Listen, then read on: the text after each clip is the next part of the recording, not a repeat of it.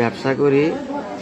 বীরগ্রামে গেছিলাম একটা কাজ দেখতে, ওখানে তো আমার বাসা গণ্ডগ্রাম এলাকার কিছু উচ্ছৃঙ্খল ছেলে পেলে আমার থেকে চাঁদা দাবি করছিল 3 লক্ষ টাকা। তো আমি দিতে পারিনি।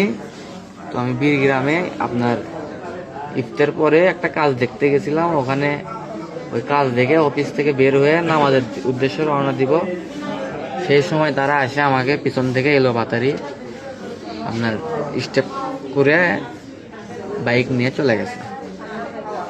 আর আমাদের ওখানে বাসা গণ্ডগ্রাম কলের পার। আপনার নাম হচ্ছে মোহাম্মদ মনিরুজ্জামান খান মারুফ। একজনে আমাকে স্টেপ, সেও একজন ব্যবসায়ী, চাঁদাবাজ, মাফিয়া, সব ব্যবসায়ী করে, সুদের ব্যবসা করে, তারপরে আপনার আরো অনেক কিছুই করে। এর জায়গা দখল করে, আর জমি দখল করে, বাজারেই হোক বিভিন্ন ইয়ে করে। তার সাথে আমার ভালো সম্পর্ক ছিল, গুড ওয়েল ছিল। ওই যে আমি বললাম আমি ওই যে ব্যবসা বাণিজ্য করি, আমার থেকে চাঁদা চাইছে, আমি দিতে পারিনি।